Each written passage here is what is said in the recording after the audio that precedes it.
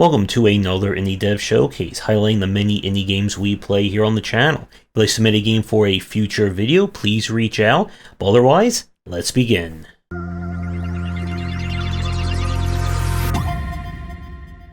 We are starting things off with Beacon, an action roguelite that was released last year. In this one, we are trapped on a deserted alien planet, and the only thing that we have to help us is a cloning bay and the ability to adjust our DNA at the start of each run. As you play through Beacon, you'll unlock a DNA from the various enemies and bosses that you beat, which you can then attach to your character. Each DNA piece will have different strengths, weaknesses, it may give you new abilities, it could give you a bonus but at the detriment of something else, and then you're off to the world in order to shoot, dodge, and blow things up in order to find your way to safety. Now, the main gameplay of this one is the shooter side of things. I like how wide the levels are in this, but it does lend them feeling a little bit longer compared to some of the other action roguelikes that we've played. Each level will have you fighting off against different enemies. There will be a few basic objectives that you will need to complete, which in turn will then move you to the next area, beat the boss, you go to the next kind of biome, and you've seen this kind of gameplay before. The general moment-to-moment of Beacon is alright, as the weapons are definitely going to be your main form of any kind of differing aspect between run to run. With that said, we played this one last year and was released after a lengthy early access, and my main issue that I had with this game was that I really wasn't seeing anything too, above and beyond for the genre.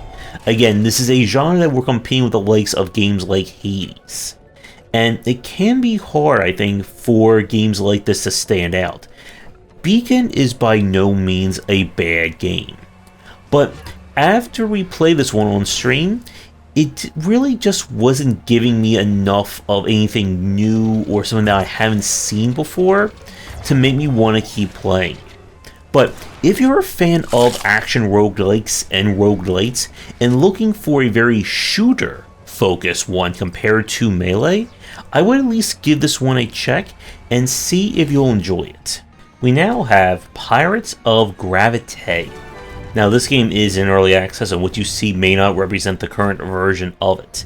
This is a kind of, steampunk pirate shmup?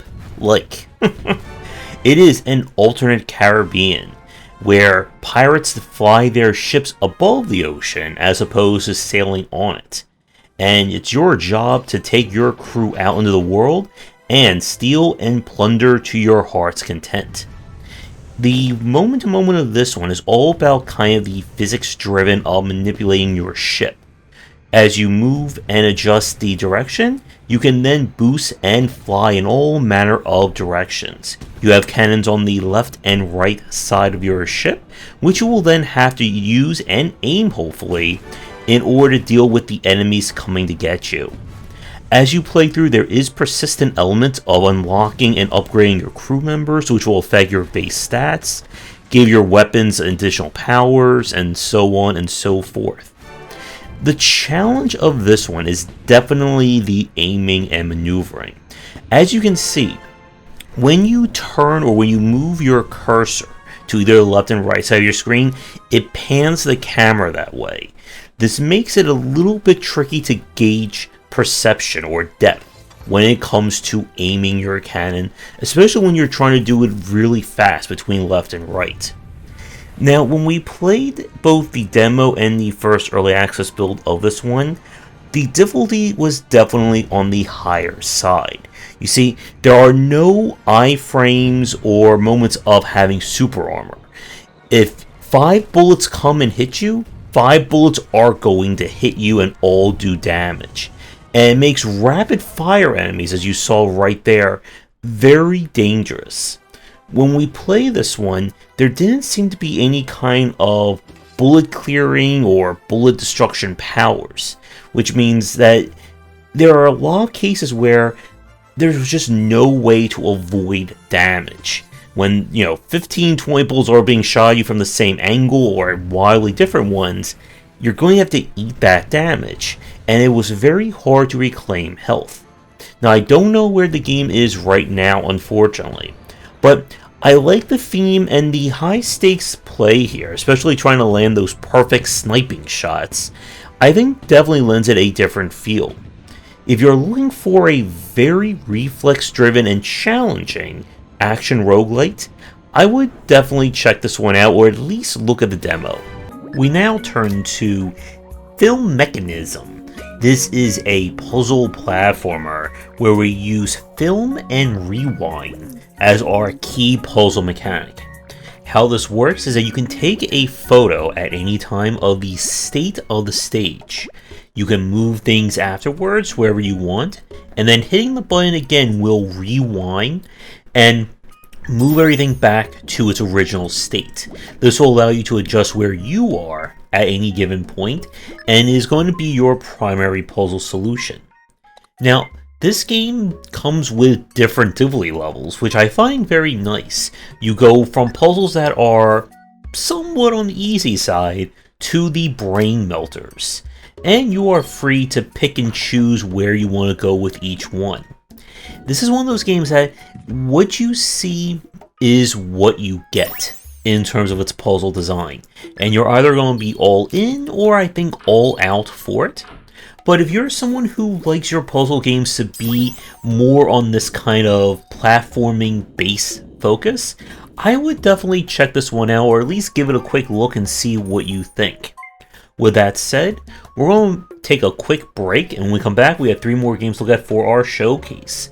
If you're interested in my thoughts on design, then check out my game design books. For entry-level students, we have 20 essential games to study, and then the Game Design Deep Dive series that takes an extensive look at different genres, with more coming soon. We now turn to something a little bit different. This is Jeebo and Jerbo versus Life. When you take a breath of air in order to make out this description.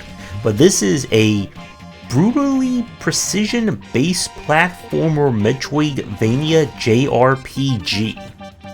And yes, that has a whole lot of descriptors going on right there. But our story is that Jeebo is getting out of their horrible job, and they're on to go try and figure out what they want to do in life. And that's going to involve a lot of platforming, making challenging jumps, and getting into turn-based fights. So the structure of this one is that every level itself is a combination of these very challenging jumping sections, but also whenever you run into an enemy or they run into you, you will get into a battle. And you will have to level up, which will gain you more stats, more abilities for more of the combat. I don't believe it affects anything with the platforming side. You'll eventually pick up your friend, and each character can jump on certain objects and handle the world differently. This is one of those games that is definitely a unusual mix of genres, to say the least. And I think this one may be a tough sell, because you really need to be all in on the platforming, and you have to be all in on the turn-based combat. And if you don't want both, this is not the game for you. It is certainly a unique mix of designs, and I think this is easily one of those games that could only come from the independent space. So if you are looking for something that is definitely off the beaten path, then check this one out. Now we turn to Karma City Police. This is a kind of adventure RPG pinball game around being a police officer.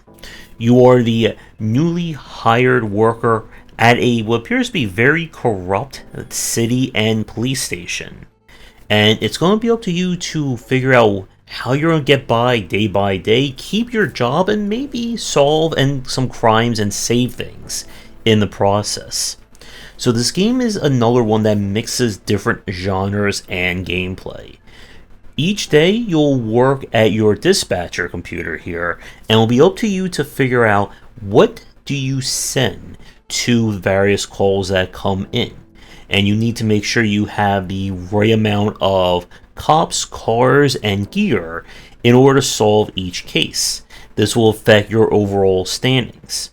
When you're out and exploring, you'll complete quests and talk with the various people in the police station, and when you get into combat, it turns into a pinball game, as you'll need to use your pinball skills in order to beat up various perps and solve things, I guess, pinball style. Like our last game, this is one of those titles that's trying to hit very different genres and markets. And because of that, it can be a bit of a hard sell. If you're only here solely for the dispatcher mode, or only here solely for the pinball, the game will, well, pun intended, pinball between the different mechanics and systems as they see fit. If you're looking for another game that doesn't really play like anything else we've really seen before, I would at least give this one a shot. But again, if you don't like pinball and you don't like managing resources like this, then this is definitely not going to be the game for you. For our last game, we have To the Rescue, a dog shelter simulator. And with a title like that, I think that pretty much tells you everything you need to know about our gameplay. Nevertheless, your mission is to start and manage a new dog shelter in this town. You're going to have to keep your dogs happy, healthy, and make sure that they go to a good home. The aesthetics of this one are certainly on point, with every dog looking adorable, as you can see right here. Dogs are brought to the shelter and they'll have different needs, wants, and of course stats that affect what owner would work best for them. Each day you're going to have to manage your dogs one at a time, get them all happy, and if they need medicine or anything like that, get it for them. When people come to the shelter, you'll need to put out the dogs that will have the best, I guess, likability for that person, which they will then pick, and if they like it, they will adopt that dog and you will earn points. As you improve, you'll be able to upgrade your shelter, get better equipment, hire people to help you out, and so on and so forth. So the big issue that I have with this game is the control scheme. This is one of those titles where you have these like two different modes for how you can interact with the dogs and how you interact with items. It is very cumbersome to do. Part of the problem is that the game has these two modes, but it features pretty much context-sensitive commands. Like, you're never going to need to use the pooper scooper for anything else other than you get the picture. But you still have to sort through your inventory very annoyingly to get to each item. And then when you start dealing with stuff like every dog has its own specific pet food it likes, there are specific medicines for specific ailments and so on, it just started to feel very cumbersome to play. Which is unfortunate because the topic, I think, is really great, and if you are a pet lover, I think this is certainly going to be a game for you. Maybe not for cats, although maybe there's a cat modifier or cat patch for it by now. But if you can look past the control scheme and the UI, this is a very charming and delightful game to play. With that said, we're going to wrap up our showcase here. Thank you for watching. You'll find links to all the games down below. Do the liking, subscribing, and commenting, and check out our Discord and Patreon. And again, if you'd like to submit a game for a future stream and video, please reach out. Come back for daily discussions on game design here, and on game wisdom, where you examine the art and science of games.